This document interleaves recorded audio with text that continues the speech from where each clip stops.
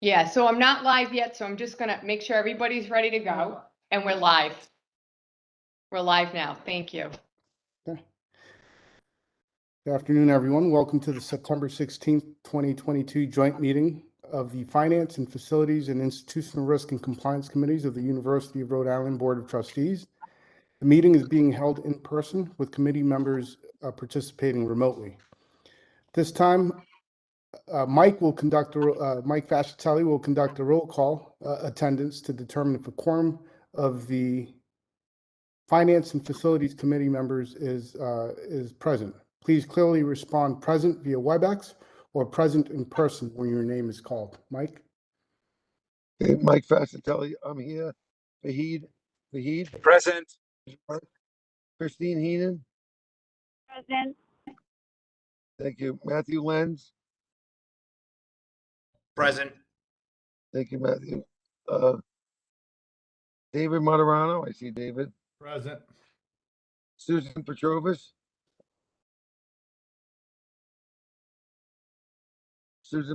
No. Armin Sabatino. I see Armin. Present WebEx. Margot Cook. Present WebEx. Mark Blanche. Present WebEx. Michael McNally. Okay, I think if we have a quorum, quorum requires 6 of the 10 members. And so Michelle, I think we have a quorum present of the Finance and Facilities Committee. Yes. Turn it back to you, Robbie. Robbie Luna, present. Karina Edmonds. Richard Humphrey. Neil Kerwin. Present WebEx. And sorry, just correction, Robbie Luna, present WebEx. Tom Ryan. Margot Cook. Present WebEx. Mike McNally.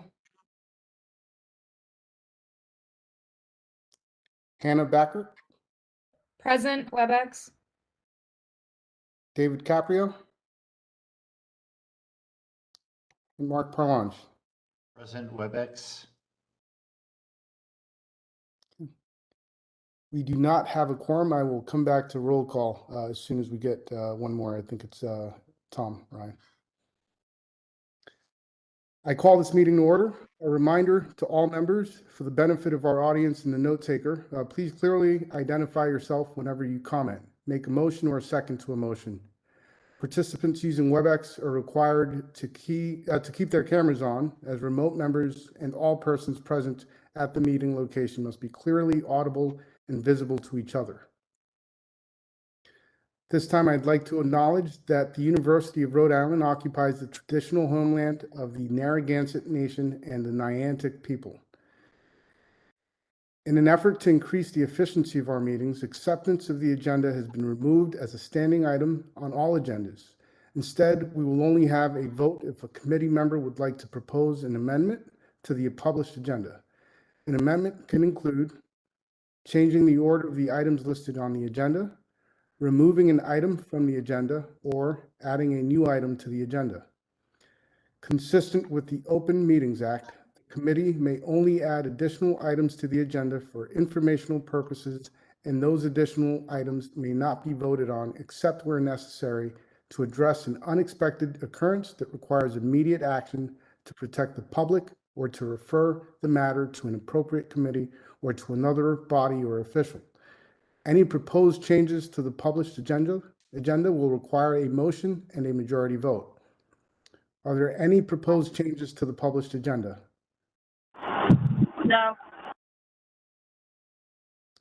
May I have a motion that the Finance and Facilities and Institutional Risk and Compliance Committees approve to the agenda? This is Armin, so moved. Second, Margot Cook. Any discussion on the motion? There being no discussion, I'll ask for a voice vote. All in favor? Aye. Aye. Yes. Any abstentions? So we didn't pass any new agenda items, so we'll keep moving. The first item on the agenda is approval of the minutes. I don't have a quorum, so I will pass this on to you, Mike. Okay. May I have a motion that the Finance and Facilities Committee of the URI Board of Trustees approve the minutes of the August 2nd, 2022 meeting of the committee? Mr. Eden, so moved. David second? Monterano, second. David Monterano, second. Any discussion on the motion? There being no discussion, then ask for a voice vote. All in favor, say yes. Yes. Yes. Any opposed? Any abstentions? The motion to approve the minutes is approved. The next item on the agenda is item 2, which is a discussion item to approve, we're not going to take any action, but approve under the delegation of authority to President relating to the land and property on Enclosure A. I think Ryan Carrillo is going to handle this. Okay, thank you, Chair. This is Ryan Carrillo. So we have 4 matters for your information that were matters that we signed under President Parlange's delegation between our meetings. The first is a facilities use agreement with the Ocean Agency, which continues a relationship that we have with them on the Bay campus. It furthers and is the result of our research collaboration that we have with them on the exploration of the ocean. We have a second, and interrupt me if you have questions. Second was an extension of our lease for the Small Business Development Group up in Lincoln, Rhode Island, as well as the third item being the same Small Business Development Group in Newport. These provide locations throughout the state so we can better meet the needs of the small businesses distributed throughout to provide the support necessary to provide them with the answers to ongoing questions they have. The last is for Rock's Fresh Food, which was an extension of a 3-year contract for them to provide food service at our Narragansett Bay campus. And that will go on for another 24-month period. Any questions? We're not taking any action.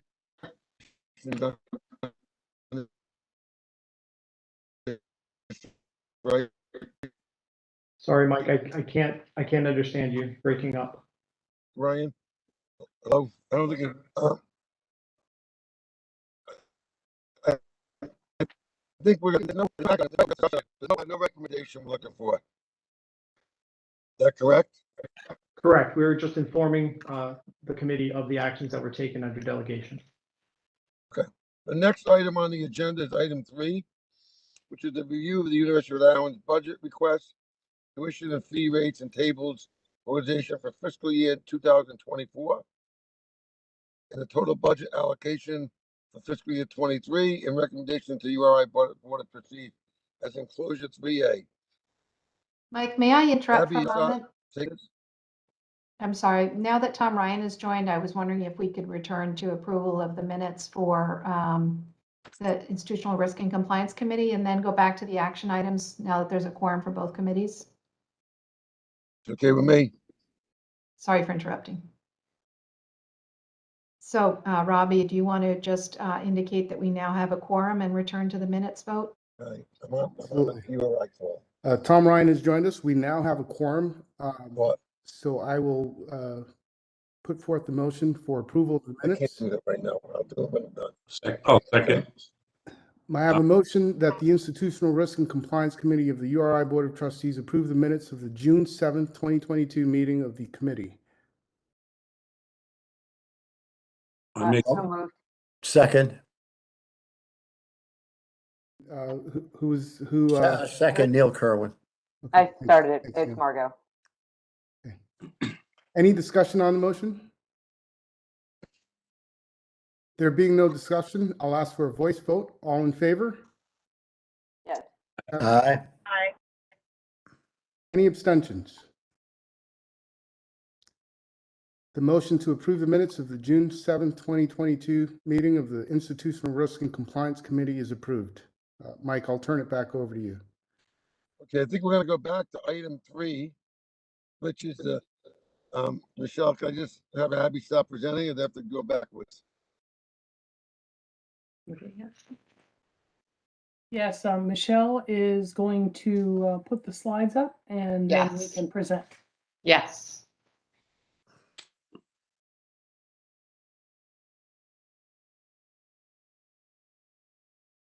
Thanks very much, Michelle. So today we are going to be Thank you. presenting to you our FY24 operating budget request for state appropriation. Next page, please. Just as a reminder to the committee, the budget is in a continuous state of development, and we finish one and we start the next. In September of 2021, we submitted the FY23 budget request to the board and to the state. And then normally what happens after that is that in January, the governor recommends a budget to the state legislature for state appro and for RICAP funding. At that time, you will also remember there was a change because the state entered into an agreement with its classified workers in December that included a salary increase, which was not in our FY23 request because at the time we submitted it, it hadn't happened yet.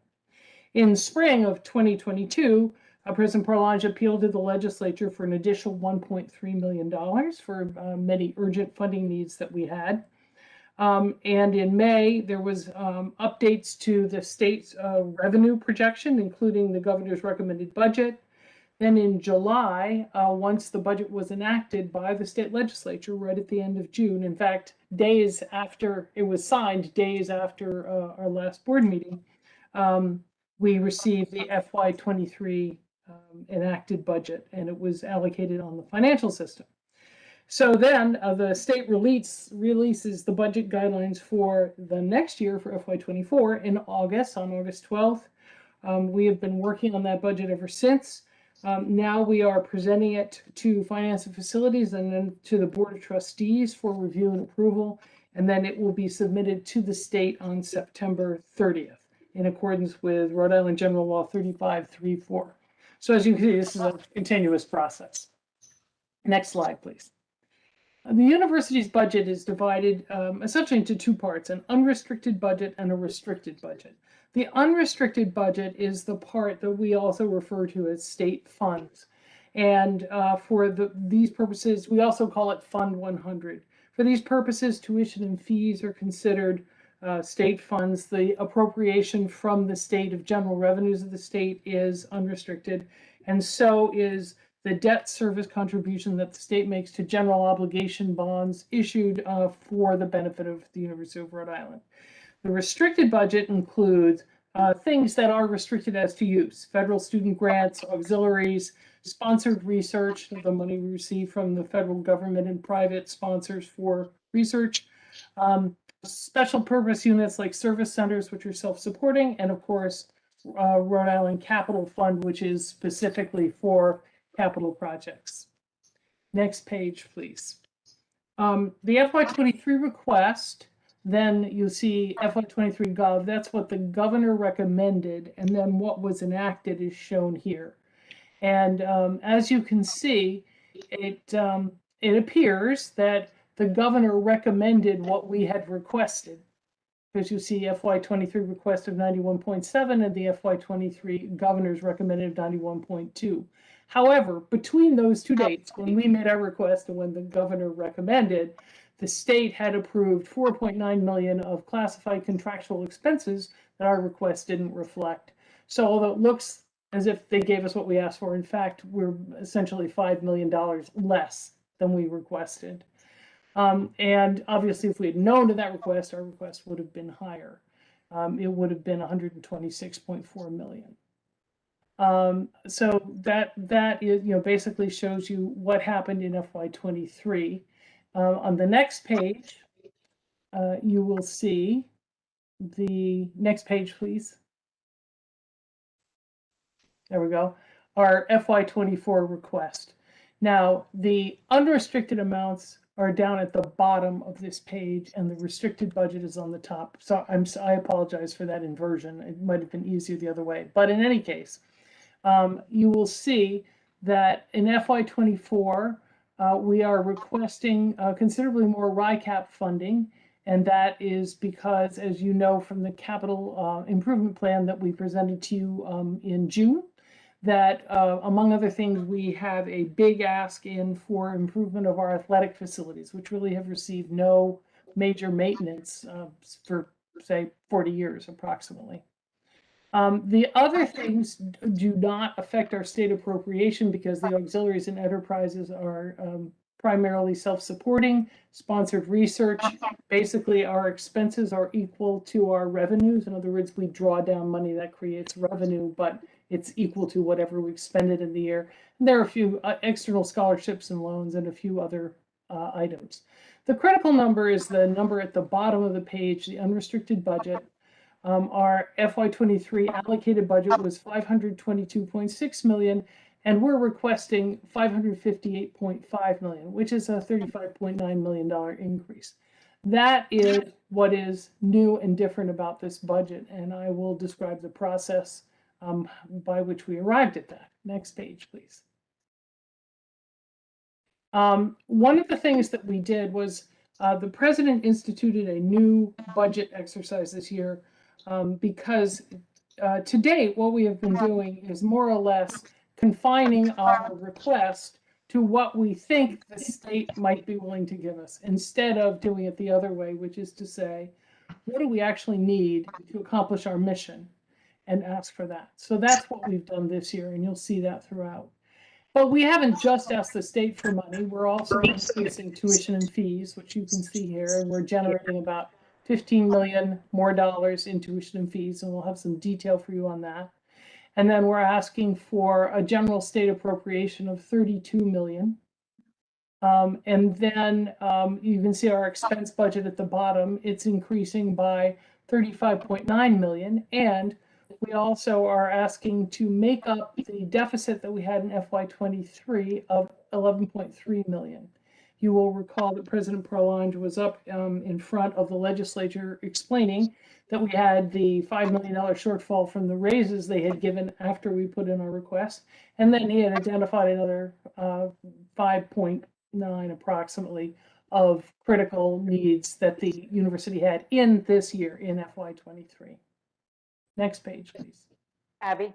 Yes. Hey, it's Margot.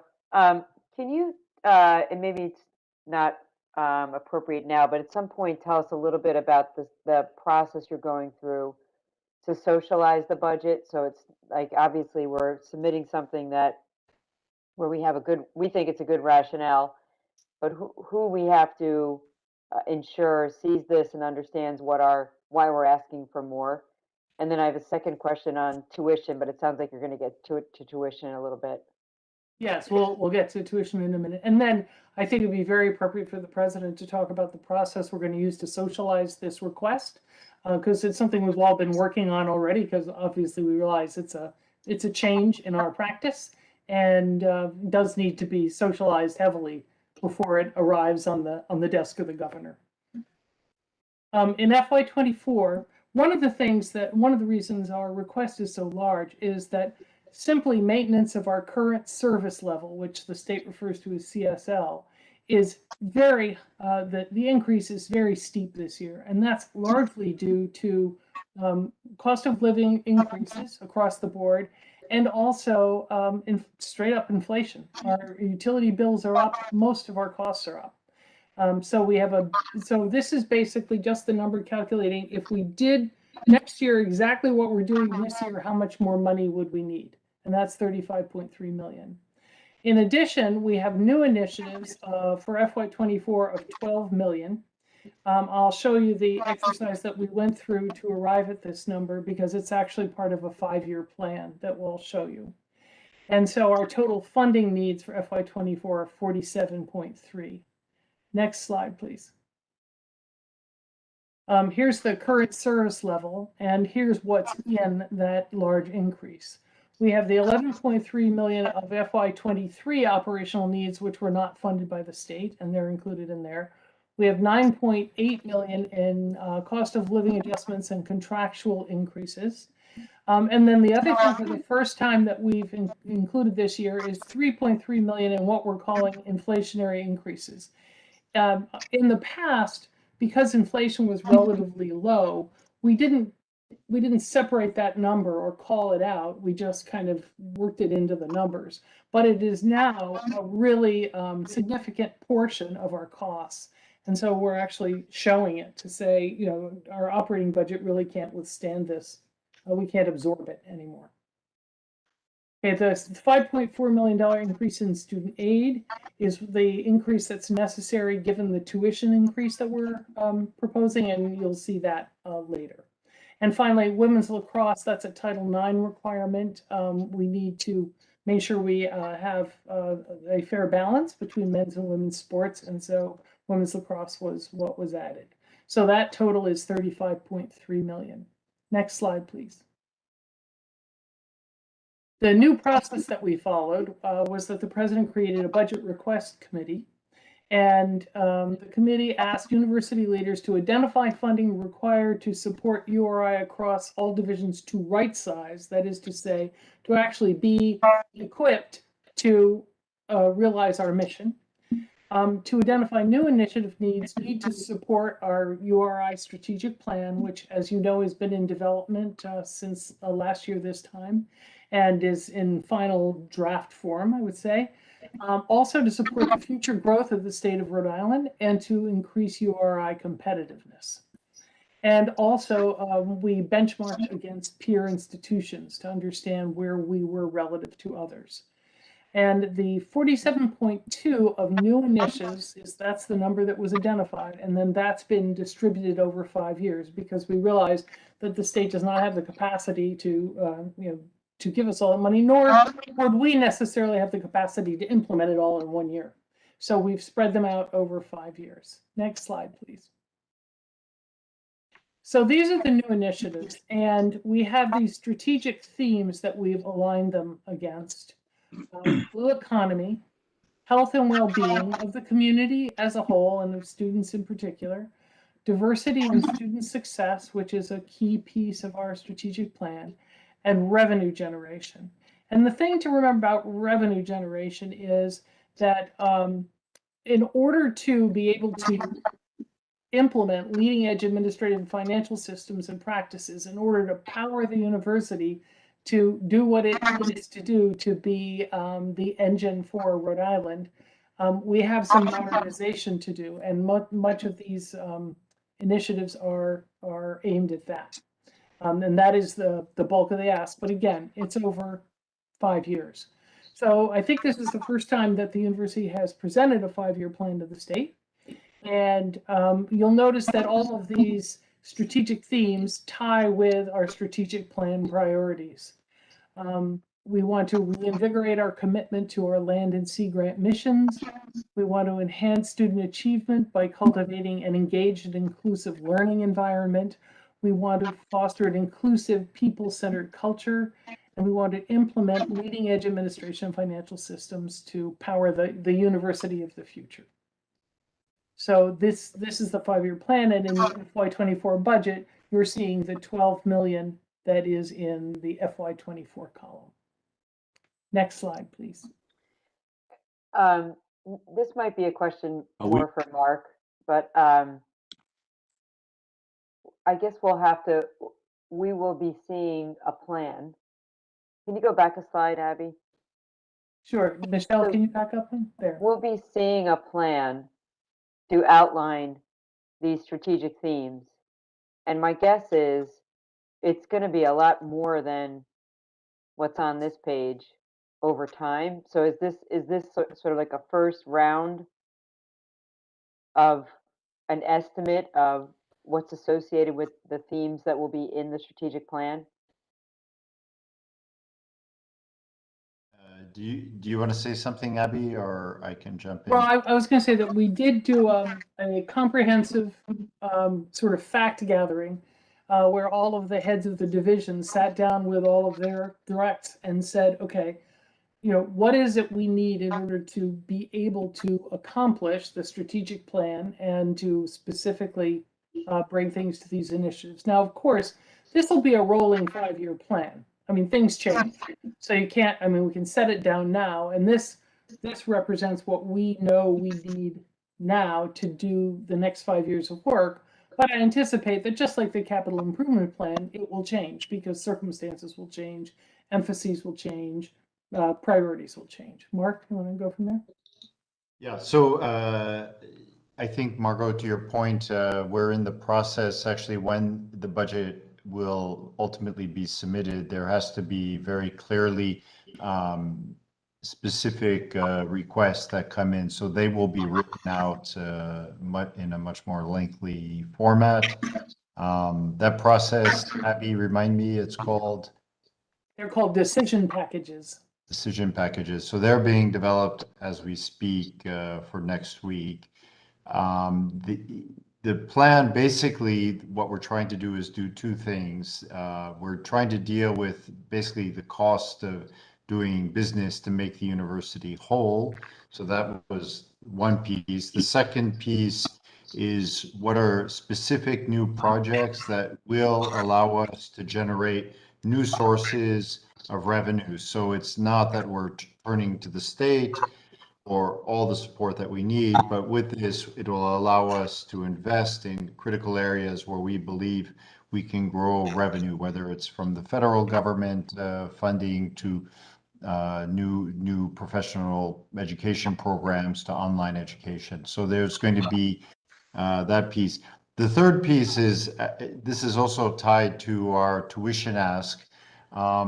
I don't know how much in the details you're going to get, Abby, but some of the things that we're going to have to do on the tuition is we're thinking about what can families basically afford in terms of an increase. And so we're having to make some tough decisions there.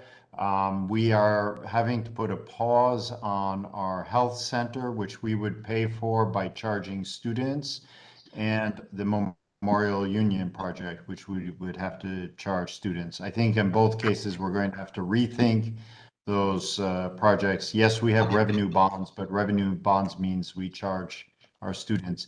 We actually need tuition dollars to be able to pay the people that we have. What's happened over a lengthy period of time, over 20 years, the university has not properly budgeted and increased the cost of doing business. And so we have continually cut and cut over the last 20 years. So that's a big piece of what's going on. So there's really three pieces. One, to make the university whole. Two, special initiatives that are going to allow us to drive the university up. And then three, how we handle tuition.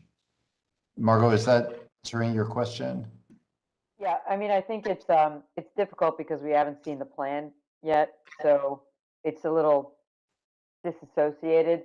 And I'm guessing that this ask is going to grow over time as you really understand what it costs to execute on these initiatives, especially the blue economy. Yeah. So this, as from now on, we're going to change the format. So we're going to go with a 5-year plan. This is what we envision. What we see here is additions to the current budget. So these are all additional initiatives that we are adding onto the current spending of the university. Yeah, we changed the process this year. It was a lot of work this summer to really engage the entire community to think deeply about what was necessary. So some of them are quite basic. For example, our vice president for research, we need a research office to be able to support the development of grants. By investing there, we believe that we'll be able to compete on more of the granting opportunities that are coming down from the feds. So there's a number of pieces on. We're really stopping now to say what are we going to anticipate needing next year, but also in the next 5 years. So I think this is part of being able to make a plan and have a serious discussion then with the state, because these discussions are going to be all later this fall and into the winter and spring. Margot or Mike, I had a question. It's Tom Ryan. Good. Yeah, Mark, I know it's it's in the early stages, but do you have any kind of back of the envelope of what kind of revenue generation we will achieve for the $30 million investment? Or just to make the university whole, please?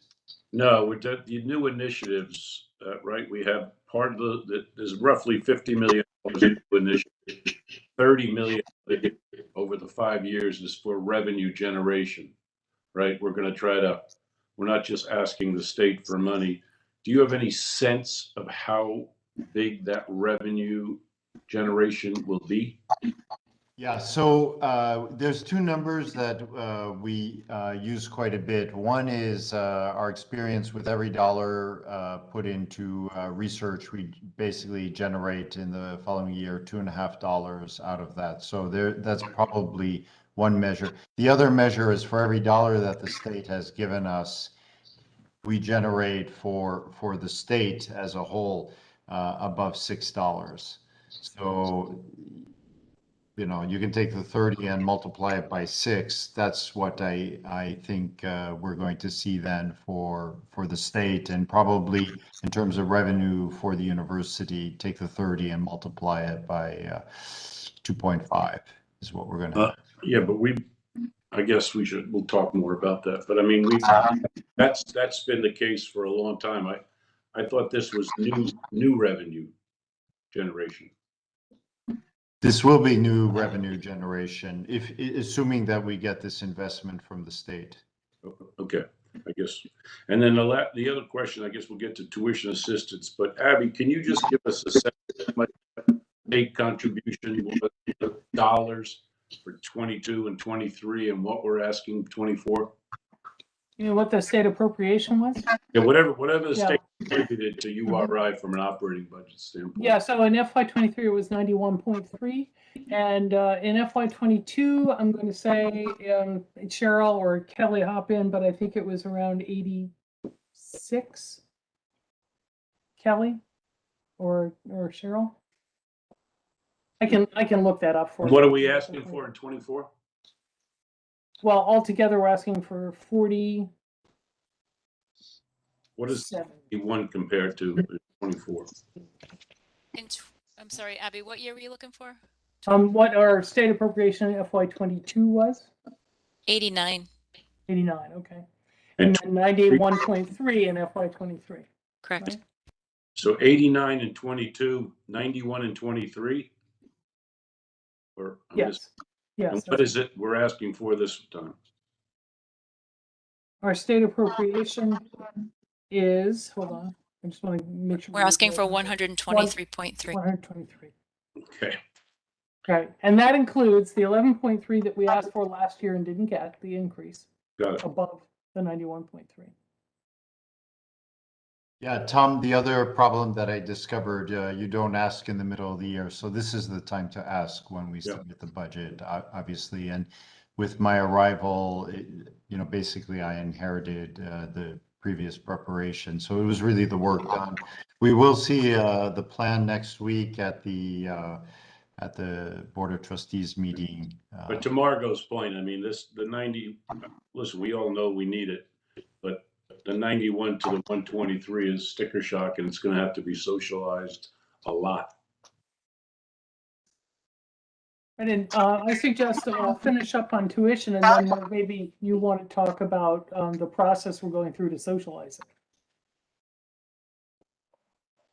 Maybe we can do it. Let's do that. Okay, so Michelle, if we can go to the next slide. James. Okay, the board needs to approve our tuition and mandatory fee rates. And this is the board that approves these and not the state legislature. Tuition and fee increases reflect the higher cost of doing business. They generate an additional $14.9 million in revenue. Dean Labuti and others worked long and hard on this to try to determine what our tuition rates should be.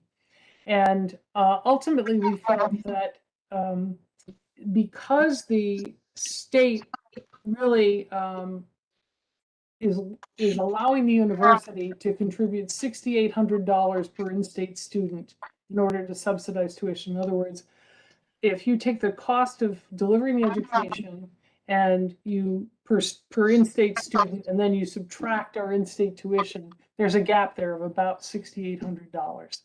And so we felt that in this case, where we have over the years gotten more and more behind in terms of the amount of subsidy that we're providing compared to what the state is providing, that it would be appropriate to raise in-state tuition somewhat more in dollar than outer state in tuition. In dollar terms, it's not as much. We realize that when families, are struggle to pay the tuition, but we felt that really that is an important fact, is that the state has been underfunding this for many years. So we're proposing a 4.3% increase in in-state tuition. Mandatory fees are essentially flat. But overall, that gives a 3.7% increase, if you like, in tuition fees. Room board and the other fees are going up 4%. And overall, that's a 3.8% increase. Now, when you consider that inflation over the last 8 months has been, or 12 months has been on the order of 8%, that still means we're behind. But we're trying to hold the cost of attendance to a fair and predictable level to assist families in managing their finances. Then on the out-of-state tuition for undergraduates, we're proposing an increase of 3.1%. Again, mandatory fees essentially flat, for an overall increase in tuition fees of 2.9%. And with the 4% increase in room and board, that comes to a 3.2%. And then for graduate students, we're proposing, again, a 4.3% increase in in-state graduate tuition and a 3.1% in out-of-state tuition. But if you look at the actual dollars involved, the out-of-state students have a bigger dollar increase in all cases than the in-state students. So that is our proposed tuition increase to 23 and 22 and 23. Let's see. I don't have the chart in front of me, but I'm going to say it was on the order of 3%. Kelly, you want to give us those numbers? Yeah, in 23, tuition increased by 2.5%. 2.5, right? Okay. And I can get you 22.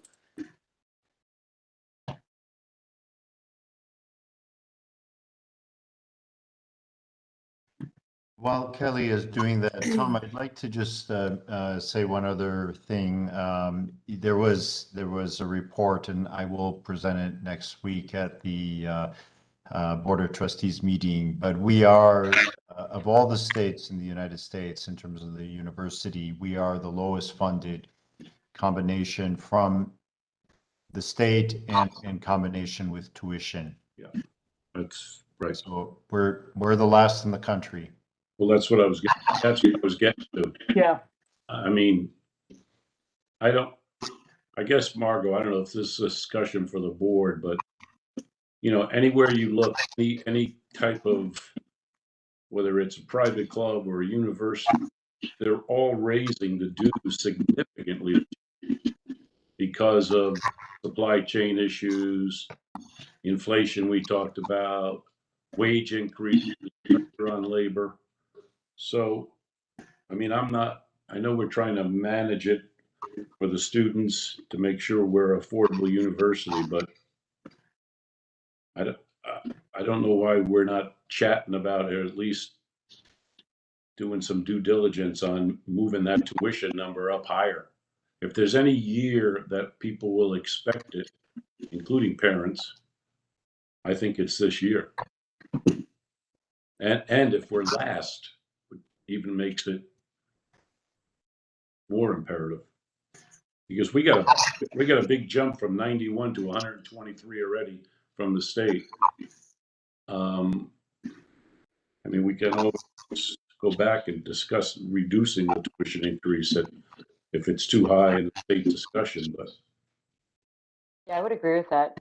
Even in previous years, we've kept it pretty flat. I mean, Right. maybe like, 2% are the numbers I remember from years past. Right. And, we're trying to fill gaps. And we're still one of the lowest tuition in-state or out-of-state That's in our correct. peer group, right? Yeah, you'll see Um, that slide in a minute. We're 5th among our peers. So every 1% increase is $4 million additional ballpark. Ballpark. I mean, part of me feels like if we're going to be making a big ask of the state, Yeah. We almost have to say, what are all the levers that we have? We really haven't pressed on this lever. We're pressing on the state in a bigger magnitude than we're asking from a tuition standpoint. So this is has also, as you can imagine, been a long discussion, and I probably was initially more aggressive. There's a number of things that come into play. First of all, our regional competitors, because they are getting better support from the state, they don't have to go so aggressive on tuition. So that's one piece of the pie. The other piece of the pie, and I'm sorry to say this on this public forum, but when you start to charge those higher tuitions, then people start to expect decent services. They don't expect a student health center where the kids have to sit on the floor waiting to get in. That or a Memorial Union that's leaking. It's kind of yes, we should push on the tuition, but then students are going to expect to have recreational facilities to use to play pickup basketball games, which we don't have, which we don't offer. So that's really the tension there, Tom. I get that. They're going to expect that at 4%. I mean, that's just it's the a normal. vicious cycle. Yeah, Like we're just behind the 8 ball. I mean, right. I don't know why we wouldn't, like, picking a number, I don't know, 7 or 8%. I mean, this is the year to do it. And then if we have the discussion with the state, well, okay, well, how do we balance it? Because if you look at tuition and state contribution, we're last. And by the way, this is why our peer universities are only raising it 4% or 5% because they're getting more. You know what I mean? I think the discussion we have with them, but to go in at 4, it feels to me way too low given what's going on in the macro economy around us. I mean, all your utilities are up, all petrochemicals are up, food supplies up, food costs are up. There is one other factor that we have to keep in mind, which is the Promise program. Because if our tuition increases are too steep, both in state and out of state, there is the possibility that students will decide, well, I'll just get Promise and I'll go to CCRI and maybe I'll transfer later. That's one thing, and that has actually already happened to us. And the other what's is the size of that population, Abby? I mean, you have to look at the numbers. Right. So if I may say something, the difference in what Tom is suggesting here, going from 4% to like 7%, is like $300 or $400 a year. So Abby, I have a tough time believing that someone will make a decision for $400 a year. And I'm not trying to kind of really underplay the importance of the $400 to people to go to CCRI versus URI. And those are, I mean, we're talking percentages going from 4% to 7%, but it's really $200 or $300 per year. Well, let's see, 8% of, let's see, if we take 13,586, right, times one. Yeah, if you go to 14,500, that's 8%. Yeah. When you go 8%, it's another 14,600. Yeah. I just did the math. It's $1,000. Here's what I would suggest. It's an additional that we go $300 back to $400. and do a little bit of modeling on relative to our peers, understanding that there's this dynamic between what we're asking the state for, but they're also under supporting us. But then, I mean, maybe we just come out of the gate with like a bigger number, and then we've got to say, look, this is why the number is bigger, because we're the last in the country on what state's supporting us. And if we don't want to be that kind of a university, this is what we need. So the money's got to come from somewhere. What's happening to, what's the projected mix in-state, out-of-state, percentage-wise in this budget versus last year? It's basically that in-state is, and this is, you have to count transfers, but somewhat under 50% in falling. So I mean, it's basically the same ratio? It's not anticipated to change radically from for this current year to The next. other thing I think we should have an asterisk on here, Mark, is the TDI, the Talent Development Program. I don't think people understand that there's 14 or 15 million dollars that the state is, I mean, the university is footing for the right reason. But I mean, there's a need there for those students to go to, PCRI and URI especially, but I think people just need to know that we're funding it. Absolutely. Yep. And just to circle back, the increase in 22 was also 2.5% on tuition. So That's 2.5%. That was just tuition. Yeah, and tuition and fees. Do you have that in front of you? Because the families look at the total cost of attendance. They don't really look just at tuition or fees.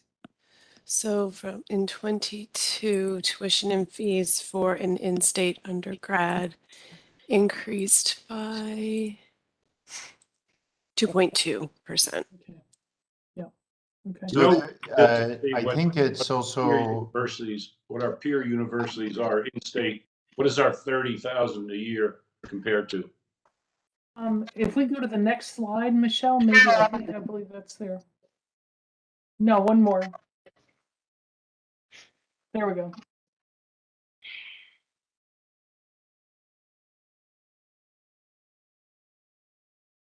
Now, the problem with looking at these are the gross tuition numbers.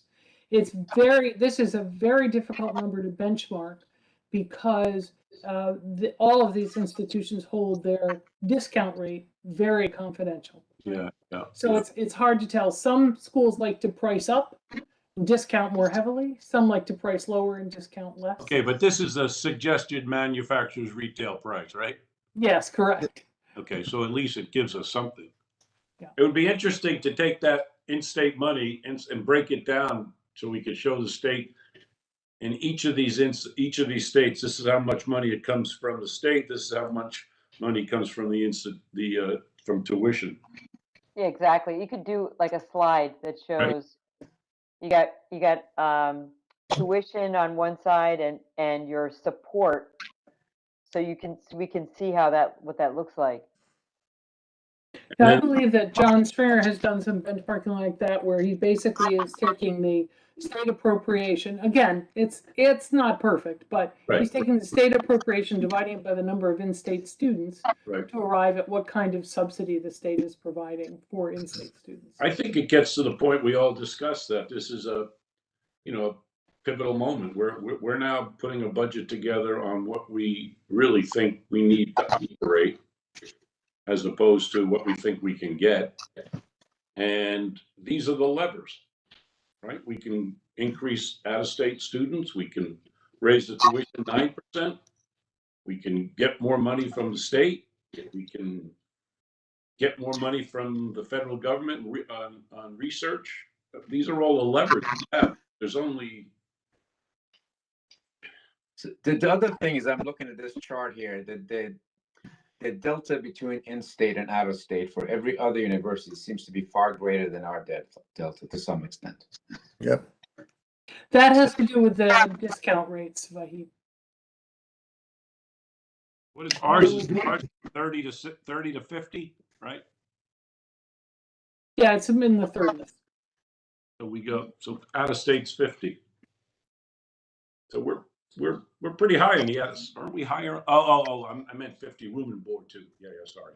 Yeah, room and board also. Yeah. No, I'm doing the delta between the in-state versus out-of-state, Tom.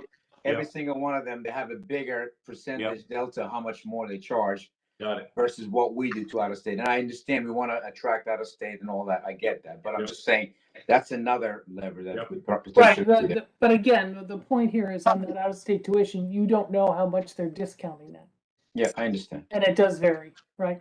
The other thing too is that and this is, I think John Stringer has this information, the discount per in-state, I'm sorry, the subsidy per in-state student provided by state appropriation is much larger. I mean, we're last, as Mark mentioned earlier. We're dead last on that.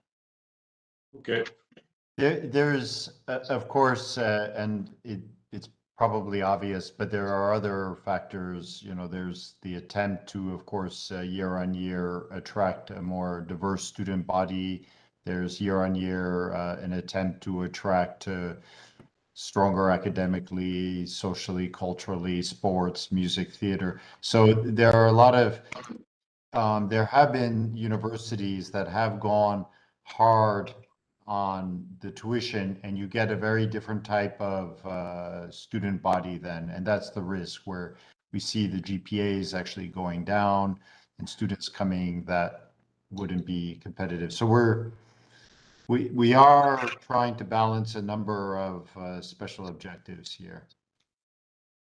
Now, in terms of making a big ask, Tom, one of the things we could think about is that basically there's a dynamic. In other words, if the state says, well, no, we're not going to raise your appropriation, then we go, well, then we kind of have to raise tuition, don't we? I mean, because the needs that we have identified are true needs. They're not nice to have.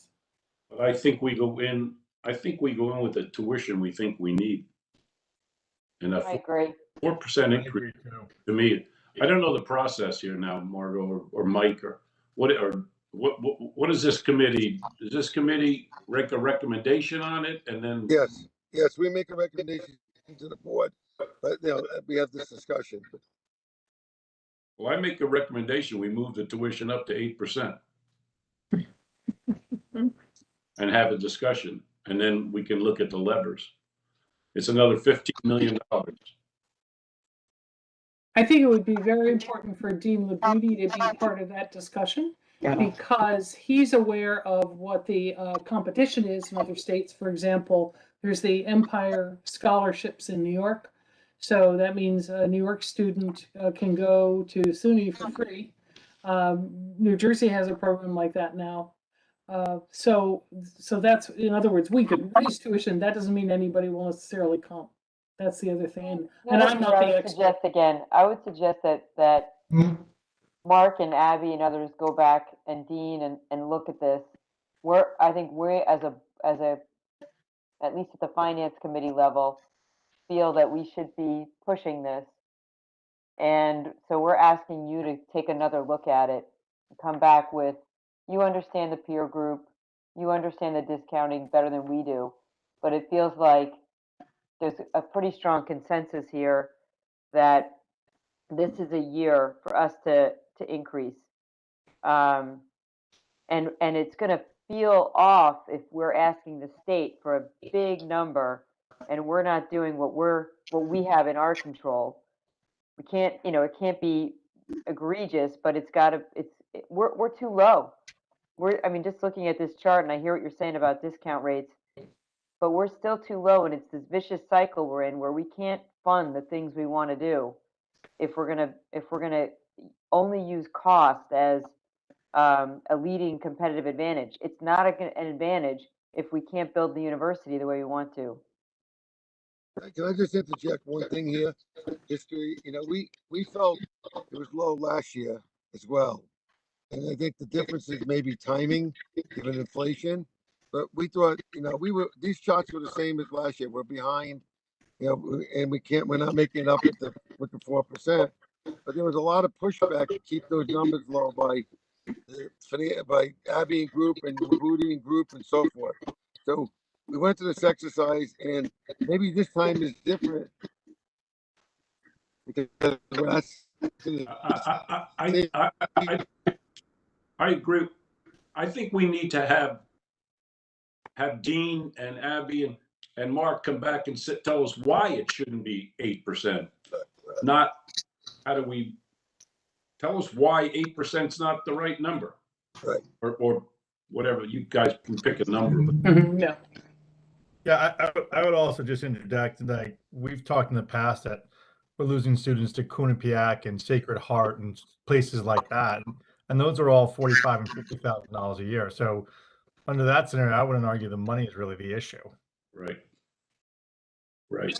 Again, with Quinnipiac and those, it's really hard to tell what they're doing with the discount. It's really hard to tell. They're very aggressive. 100%. But we can keep going up 2% and 3% if our facilities keep looking like they look, and you know, we won't get anybody to come. Mhm. I mean, I'm assuming, you know, I always believe the other guys are on scholarship too, right? So someone in Connecticut and Vermont, there's a group sitting there having the same conversation. Are they sitting there saying we can't raise our numbers anymore because they're going to go to URI? Because that's what we're saying here. So it's like, so I think we're doing a lot of great things, Mark. The new university is in far better shape than it was before, I think, and moving forward. I think we need to have a little confidence in the fact that what we offer is pretty good. And we should look at this thing confidently. Right? I agree with Tom on this one. So Mark, so back to Abby. Maybe Abby, I don't think we want to take this to the finance committee doesn't want to recommend this. Way to go back and That's what I'm hearing. Yeah. before it goes. Okay. So then the thing is, we do need to have board approval of tuition and fees before September 30th, because we have to submit it to the state, and at that point it has to be approved. So I think then what we're hearing is that you would like us to come back with maybe a range, and a reason, as Tom said, not to raise it 8% if that's the case. For the full board to consider? Is that the directive? Yep. Abby, this is Christine. How will that work? How will we consider a range as opposed to, say, 3 different potential price points? Well, we have. Oh, I'm sorry. I'm That's, I saying think, 3 what you different meant, Abby, petitions. that That's what I meant. 3 different potential price points. Correct. Okay. I think technically you probably need a different motion to be proposed here that says we're asking you to come back with different number at which point the full board will vote on. I think technically we have to recommend to the board before they take it on. Yes. So But we need a we're not different gonna- motion. we're not Let's figure gonna out do what the that. motion needs to be, Mike, right? That But I says think we're allows not, the board to the vote. motion is we're going to send them back to do more work. And we're not going to approve going to the full board. Can't do it because they need it by September 30th. So we have to approve No, something we have to next do it. board meeting. We have to do it. We have to do it in between the meetings again. That's a week. We're gonna have No, to. but the board meeting is next Friday. We have the so- board, we can do it at the board meeting.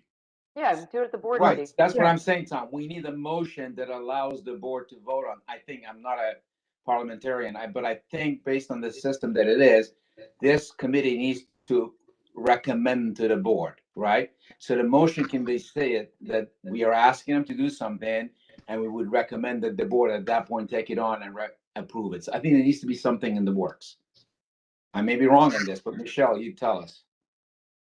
Or the legal. So here's what I'd suggest. Let's have this be a discussion at the board meeting. Let's put it on the agenda. And if we can have the full board participate in this discussion. And if we need to have the finance committee meet on it and recommend it to the board, we could probably just do that via, we could probably do it via email. I don't know that we have to do it in person. Okay. But we're not going to vote on it on the board Friday. Or we just actually vote on it at the board. We don't necessarily have to have it go to the finance committee and the board. That's our own bylaw. Yeah, I do think that the full board could approve it. You know, Yes. that it doesn't have to be finance and facilities, I believe. This committee is just recommending that we bring this tuition discussion to the board for more discussion and approval at the board meeting. Yeah, we can do it that way. Yes, that's correct. I think that's the best way to proceed. What Tom just said. Sounds good. Okay. Okay, next slide. These are the annual enrollment projections, assuming the previous tuitions that we showed. It's important to note on Rhode Island that there are a couple of reasons why we're expecting that Rhode Island enrollment will decline somewhat. First of all, overall, demographically, there is a decline in Rhode Island high school graduates, just the number of high school graduates. Also, COVID has had an impact on students dropping out of the Rhode Island school system. Their dropout rates have increased. And also, Rhode Island Promise is drawing students away from URI. And despite strong efforts on the transfer side, the number of Rhode Island Promise students who go to URI from CCRI has not expanded as hoped. So for those reasons, there's a projection of a slight decline in Rhode Island undergraduates, a corresponding, and not exactly identical, but a compensating increase in undergrads out of state. We're looking at increasing graduate students as part of the overall effort to increase our graduate programs. And finally, we expect it to be about even with FY23. Abby, how That's much the proposed. program costs the state? The Rhode Island Promise Program? Yeah. Let's see, there's a $7 million allocation, and then there's some additional monies. Cheryl, you may know, it's about $7 million, and then there's another piece of it which I'm not aware of. That's for URI? No, for CCRI. We're not allowed to participate in the Promise Program. They get that.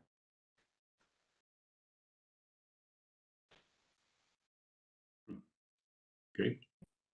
And then the next slide, again, this is just emphasizing the point we've all been making. The red line shows the enacted state appropriation in 2022 dollars from 2002 to present, and then in nominal dollars in blue. And as you can see, our appropriation in 2022 dollars was 150 million in 2002. And now it's 90 million. So basically the state has decreased its appropriation in terms of purchasing power by $60 million in 2022 dollars. That's the problem, and that is the problem in the nutshell. And so that's why we're saying to the state, we realize you can't put us all the way back to 60 million, but we've got to starting because we are the lowest in the country, and we can't absorb any more of these increases and do what we're supposed to do. Hey, Abby, Yes. Abigail, could you supply us with the data set that shows that we're the last in the country? Yeah, Mark, we have that graph, and Mark, do you happen to have it handy? Probably not.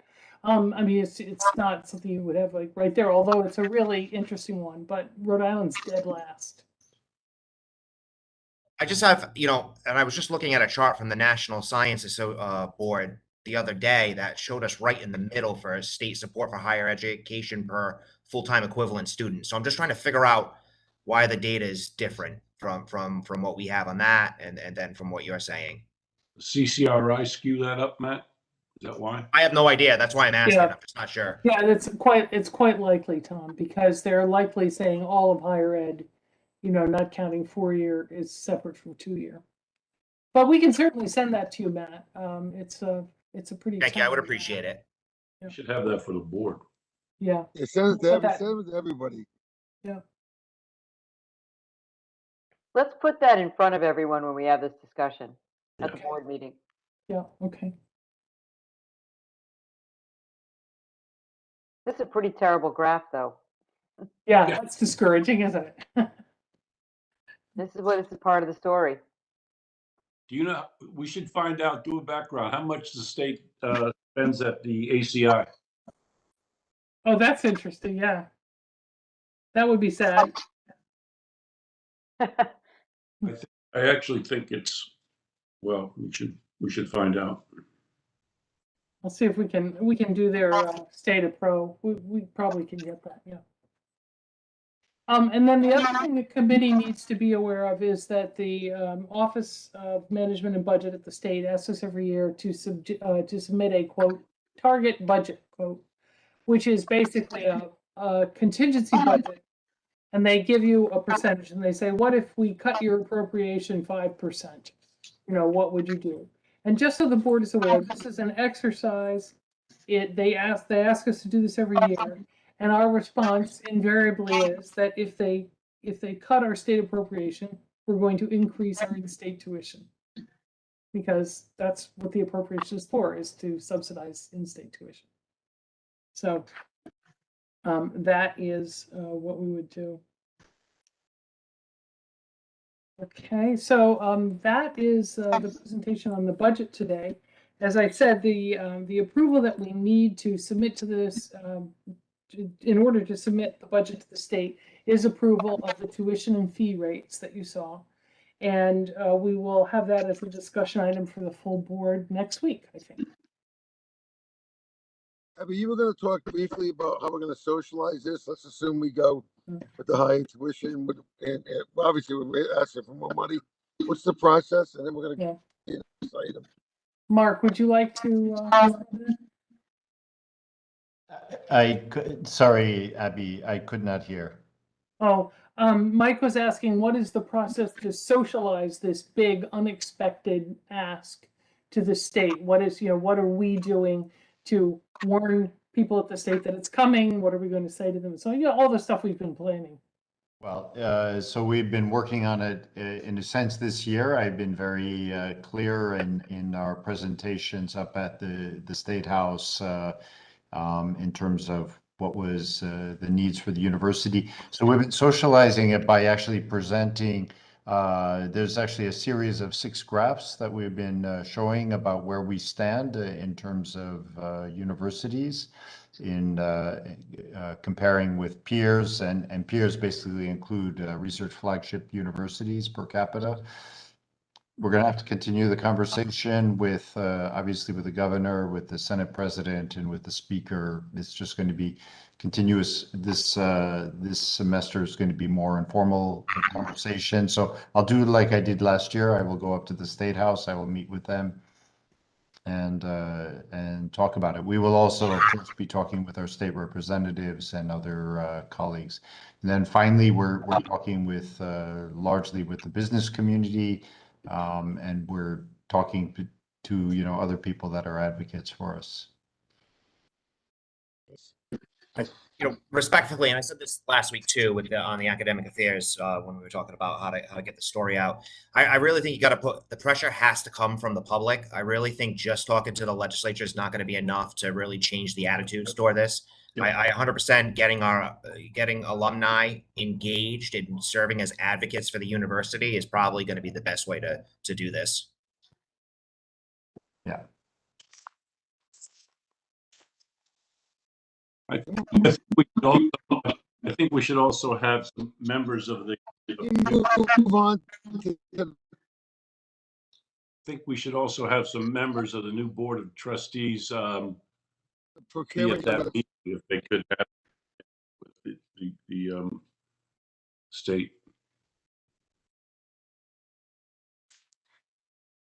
Mike, before we move on, I just want to follow up on Matt and Tom's point. I think that's something we should talk about at the board meeting next week. I agree. And maybe, I think Matt McDonald going to be at the board meeting? Do we know? Yes, he will. Yeah, so Michelle, we can look at that section because everybody on the board is an ambassador too. And I think we've got to get all systems working in our favor. This is a big ask, and it's not just the legislature has got to be pressured from various sources. They've got to hear it from lots of different people in order for them to realize the importance of this. Yeah, it's Neil. Can I just make a point? I understand the sensitivity of socializing folks outside the campus, but if this begins getting discussed seriously and it goes to the campus as a potential 7 or 8% increase, you're going to need a fairly substantial public relations communication strategy for your on-campus constituents. I completely agree, Neil, and that's where I have seen, as I'm sure you have, bigger static and pushback from internal constituencies and external for an increase like this. What's just so I'm clear, the pushback is on the tuition, the size of the tuition increase? That's what I would predict, yeah. And they push back because what's the reason? They just feel 4 is a good number and 8 is not? Well, I think, no, because of the impact on student families and student indebtedness and affordability. I think it is a matter of just treating the faculty and students on campus as a constituency. I can give you the reference that my firm was hired to do this for PC when they did an outsized increase, for Syracuse when they did an outsized increase, but with months of preparation.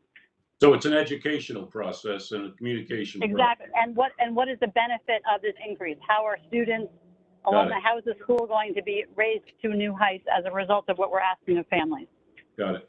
But the knee-jerk reaction is, hey, it's too high. That's ridiculous. I get it. And, but if, to Matt's point too, if somehow this could turn around, that the student body and parents tell the state legislature that the legislature's the answer, not the parents, then that could be helpful.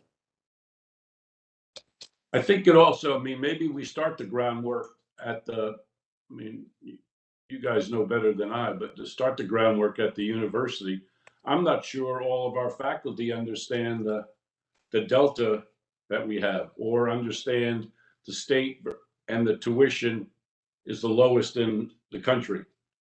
I think we could start that process to soften the beaches, so at least they, oh, we didn't know that, or we didn't know our state contribution went from 150 to 90. I mean, that's just, those are just facts. I think we're not, I don't know how to do it, but it seems like we can't have an educated faculty if we don't share the numbers with them. We're not making this decision in a vacuum, and they should be part of it.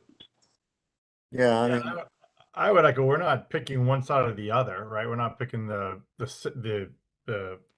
legislator or the student body. We just need more capital to run our budgets, and we're trying to figure out where to get it from. right. Can I just, we have a lot left to go, guys. We're gonna be on time if we don't move on. Okay. I think we all know what the marching orders are, Abby, right? I think, yes, I think we do. I think this will be a discussion item at the full board meeting, followed by a vote of the full board. And I have a list of the things that we need to get for you.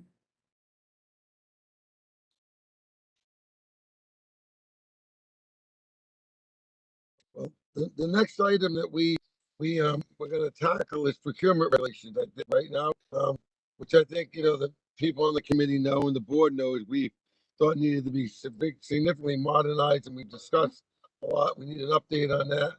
I think it's in enclosure 3B.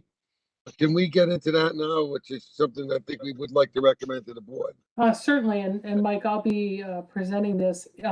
Very simply, you'll remember that we reviewed the first draft of the proposed new procurement regulations in April. And we've come back, a few things have happened since then. So just to very briefly recap, the board and its predecessors have always had the power as a public agency under Rhode Island General Law 3727 to establish its own purchasing regulations for restricted, sponsored, and auxiliary funds. That is to say, those are the non-state funds. But the most current set of regulations that we have was written under the Board of Governors in 2006. And it's substantially identical to the state regulations. They just defaulted to the state regs rather than trying to write new ones.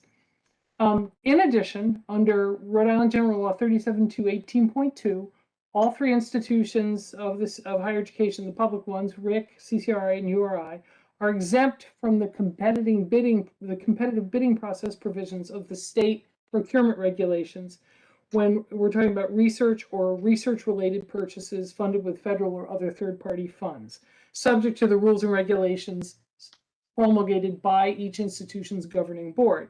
So that means this board can also regulate how we handle purchases made with sponsored funds. And these must be consistent with state regs. Until July of 2022, all small purchases for all state entities were defined in statute as purchases up to $10,000 for construction and $5,000 for all other purchases, and were regulated by state small purchase regulations. We did get passed in this last legislative session a change to the enabling legislation for the Board of Trustees, which says that for URI specifically, a small purchase is now a construction purchase up to $50,000 and other purchases up to $10,000 regardless of funding source. So across the board. And it gave the Board of Trustees the power to promulgate regulations for small purchases across the board. So that to that degree, we have pulled those purchases out from under the state regulations and now can do our own. So what we did was we decided to take, based on discussions we'd had with this committee and with the board previously, we decided to take the following approach: that we would create new regulations that are board regulations as opposed to state regulations. They would be consistent with the state regulations, and we actually started from the state regulations. They'd be cleaned up because the state regulations had all kinds of conflicting and overlapping definitions because they've grown by accretion since the 1990s, and so they're really very difficult to follow. So we cleaned them up, and we as General Counsel's office and Tracy Angel, our Director of Purchasing, and myself. So we've cleaned them all up. And what we did is he said, what we're going to change this first time through is just the procurement thresholds. One of the problems, and this was, when I was testifying to the legislature, I pointed out to them, is that if you have to do a formal sealed bid for a purchase that's $6,000, it's anti-competitive, because the kinds of small businesses that might be able to fulfill that kind of procurement do not have the infrastructure and the apparatus to put together a full sealed bid for a $6,000 sale. So basically what we have is a new set of regulations, which are the board regulations. So they govern everything that the state doesn't itself govern. And the critical document, the thing you really need to look at, is Appendix 1, which is the last page of the document, and it's the procurement thresholds.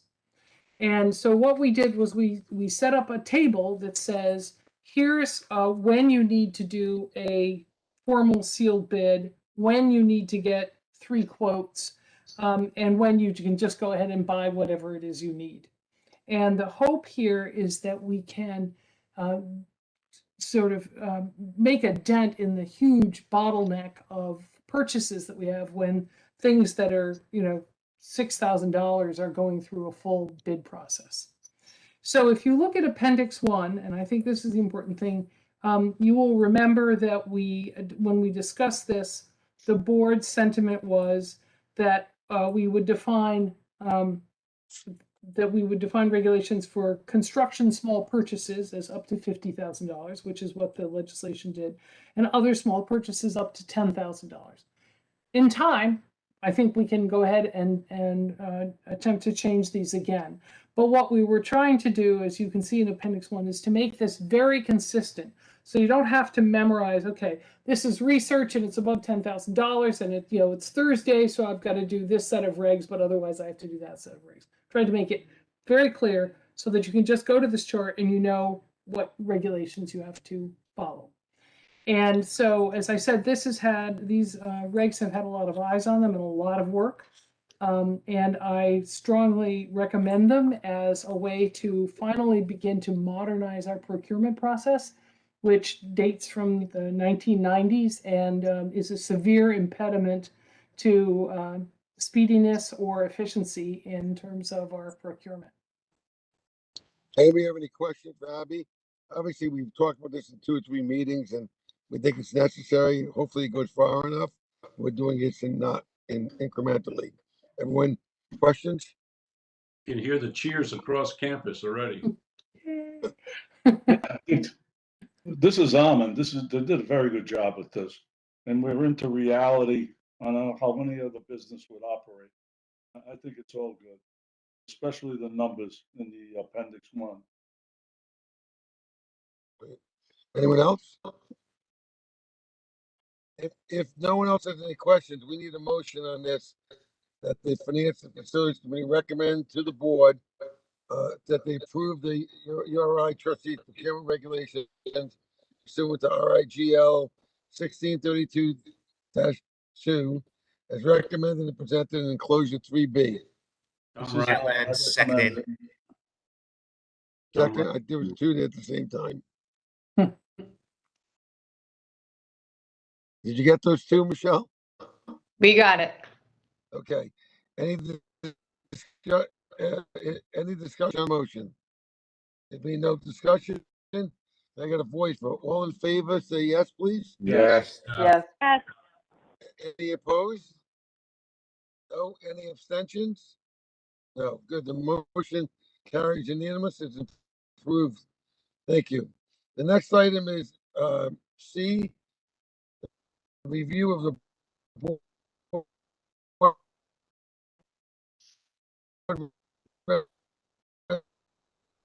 resolution for the Health and Educational Building Corporation bond for the utility infrastructure upgrade phase 2 project and recognition of the URI. And Brian, going to take lead on this. Brian? Yeah, yes, thank you, Chair. I can speak to this. So going back to your June meeting, this was a item for consideration then. At the time, you passed this subject to the passage of the state appropriation. That did not come through before the board meeting, so it was not considered.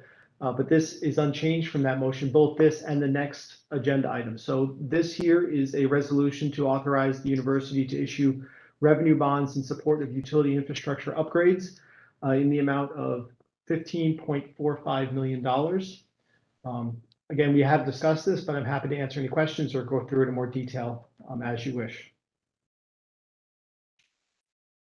And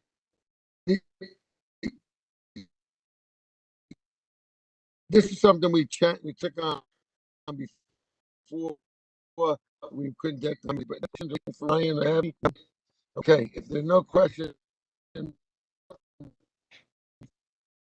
need a motion that the Finance Committee Board of authorizing the borrowing in connection with the issuance of Rhode Island Health and Educational Building Corporation higher education facility revenue bonds for the utility infrastructure upgrade phase 2 as recommended and presented in closure 3C. This is So so moved. moved. Second. Second. Margot. Thank you. Any discussion on the motion? There being no discussion, and that's for a voice vote. All in favor, yes, please. Yes. Yes. Yes. Any Yes. opposed? No. Any abstentions? Thank you. The motion carries unanimously.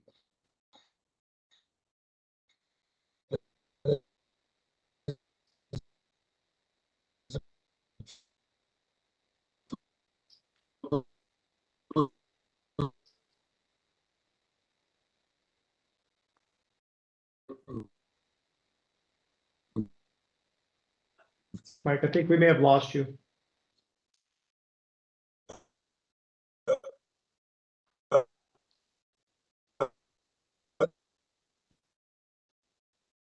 Better move down the runway, Mike. Vahid, perhaps you could take the vote over?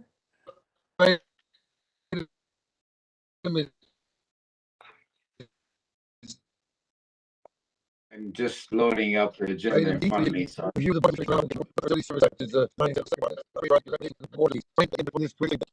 we can't understand you. You're breaking up too much. Okay. All right. Well, Vahid, please. Yeah, jump in. I'm trying to get to the right item. So what? Hold on a second.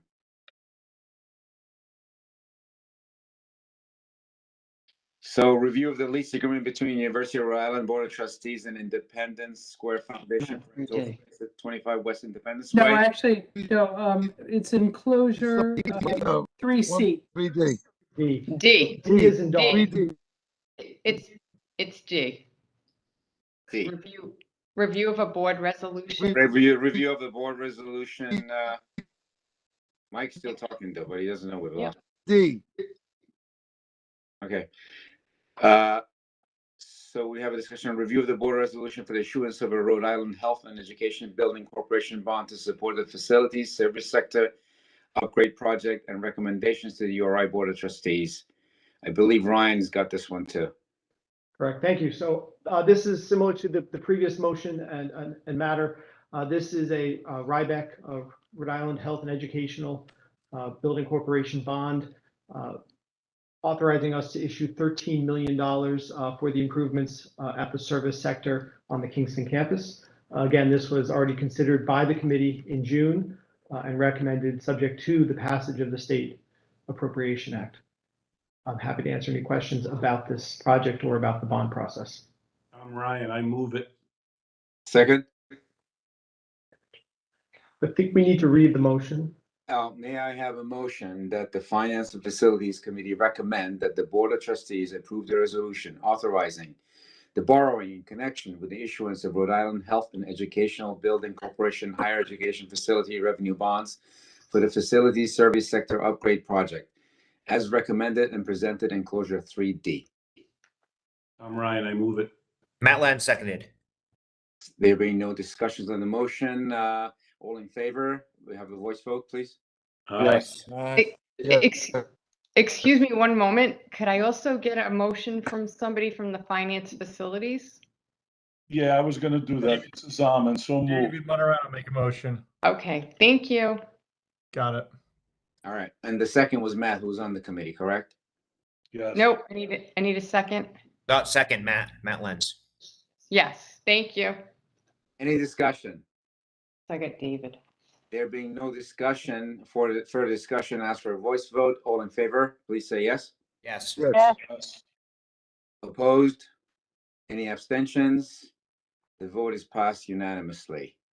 Item Enclosure E, review of the lease agreement between the University of Rhode Island Board of Trustees and the Independence Square Foundation for rental space at 25 West Independence Way, Kingstown, Rhode Island, for URI Department of Communicative Disorders, and recommendation to the URI Board of Trustees. Ryan, take it away, please. Thank you. Ryan Carrillo again. So this is, again, similar to an action you took back in June. So back in June, you approved a similar lease document between the university and the Independence Square Foundation for communicative disorders. But in June, it was at the location in Pawtucket. So this is to renew the lease we have here on the Kingston campus. The lease terms are almost identical to what was in June. And we're asking for your approval. This extends a long-term relationship we've had with them for communicative disorders over the last 20 years. And this will renew the lease through the end of the ground lease that they have with us through January of 2034. Happy to answer any questions that you may have. Any questions? If there are no questions, may I have a motion that the Finance and Facilities Committee recommend that the Board of Trustees approve the lease agreement and authorize President Mark B. Parlange to execute the lease agreement with the Independence Square Foundation for 4,300 square feet of space at 25 West Independence Way, Kingston, Rhode Island, for URI Department of Communicative Disorders, as duly authorized agent pursuant to the approved signature authority of the University of Rhode Island, as recommended and presented in Enclosure 3E. David Monterano, so move. Matt Lenz seconded. There being no discussion, may I have a voice vote? All in favor, please say yes. Yes. Yes. Opposed? Any abstentions? The motion passes unanimously. Mike, you back? You want me to keep going? No, keep going. You're doing great. Yeah, right.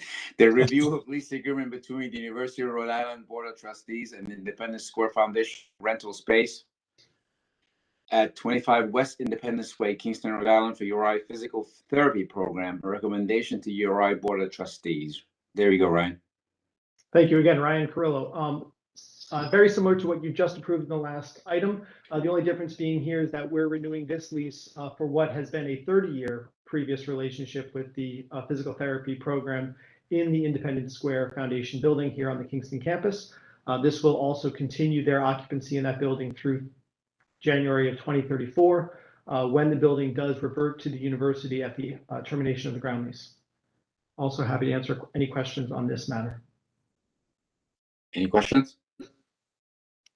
So since there are no questions, may I have a motion that the Finance and Facilities Committee recommend that the Board of Trustees approve the lease agreement and authorize President Mark B. Parlange to execute the lease agreement with the Independence Square Foundation for 16,400 square feet of space at 25 West Independence Way, Kingston, Rhode Island, for URI's physical therapy program as duly authorized agent pursuant to the approved signature authority of the University of Rhode Island, as recommended and presented in Enclosure 3F. Dean Heenan, so moved. Vehicle for Alan second. seconded. Any discussion? There being no discussion, ask for a voice vote. Vote. All in favor, please say yes. Yes. Yeah. Opposed? Abstentions? Motion passes unanimously. Item G, review and update of the University of Rhode Island's approved signature authority on behalf of the University of Rhode Island and URI Board of Trustees effective September 23rd, 2022, and recommendation to URI Board of Trustees, enclosure 3G. And Abby? just for the board's information, this is just the result of people changing positions, people leaving, people arriving at the university. So it's ministerial in nature. Any questions? I think on this, Avid, only the finance committee can vote. Okay. May I have a motion that the Finance and Facilities Committee recommend that the Board of Trustees approve the request to update the URI approved signature authority on behalf of the University of Rhode Island and the URI Board of Trustees as recommended and presented in enclosure 3G. This is Almond, so moved. Matt Len seconded. There being any discussions? There being no discussions, ask for a voice vote. All in favor, please say yes. Yes. Yes. Opposed? Any abstentions? The motion passes unanimously. I guess, Mike, you can turn it over to Chair Luna now. Thanks, Reed. Sure. All right, I've got the hard job. May I have a motion to adjourn? I Matt Len, so have a moved. question. Oh, I'm sorry. Go ahead. Sorry. It's back to our budget discussion and the points that Christine and Neil brought up around, the reaction from the university faculty and staff. A thought might be, Mark or Abby, is to share some of the data that we just discussed around the budget with the Senate faculty, with the officers in the Senate faculty. So to start to involve them in this discussion, and it's obviously it's appropriate from a shared governance standpoint that we bring them in the loop and ask them for, thoughts and suggestions. This is what we're up against. We haven't figured out an answer yet, but I think to get that group, at least the executives, the officers, and the Senate faculty, to start to understand the challenges we face. So if we have to do something, they can be some, disciples for us on campus, and as we communicate better. Just a thought. I think Yeah, it's a really good idea. Tom, And Mark, I'll just make a comment. I think it's a really good idea for a couple of reasons. One is, as you say, we need to be in this together. And I think they probably need to be educated just like we have had to be. But also there's been a change of leadership. And Mark, we haven't met the new faculty Senate president yet. So it might be good to have the president and the vice president come to this session, because we should meet them anyway, and maybe we can have them listen to this session. Yeah. So absolutely, you're right. At the last meeting, the president, Michael Rice, was away, but the vice president was there and was present at that meeting. Tom, I meet once a month with the Faculty Senate. We present. We have presented in quite some details, the same way we were presenting to the state government, the situation on the funding that we're unpacking. We have. What's useful is that we have some more comparative data with the rest of the country, how things have been going. So it will be a continuing dialogue there. And then I just also wanted to say to Matt's earlier point, yes, with the alumni, those have also been regular meetings, and yes, we're going to have our 58,000 alums in the state of Rhode Island going to bat for us here. So the Senate faculty, the officers of the Senate faculty know this data that we just They discussed. should. They've seen it. Whether they internalize it or if it's left as a problem to the new president is a different question, so. Were they asked to bring some oil to the squeak and some solutions yet? No, that was a good point. No.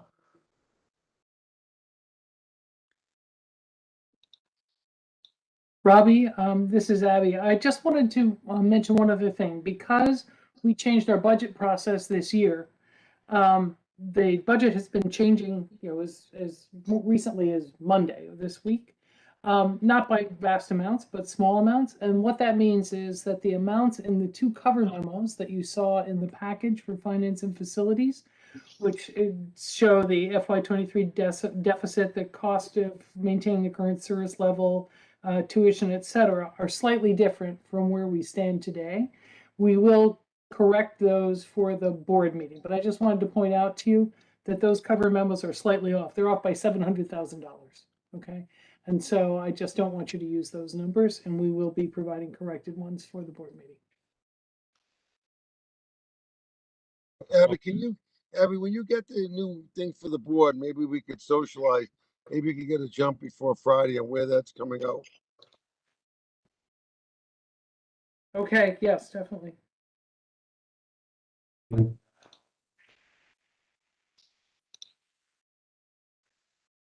Any additional discussions? Robbie, do your thing, buddy, please. Yeah, there's significant flooding here in Florida, and I got to get back to dealing with floods here.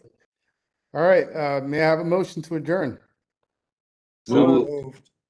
Neil. Is there a second? Tom Ryan, second. No, I need another second. I just need another Second. Vahid, second. Is that good? Yeah, never mind. Okay. Thank you. All right. Here, you can take Most off. moved. The next. Thank you. Bye. October 17th. October 17th. Thank you. All right, see you next week. Okay.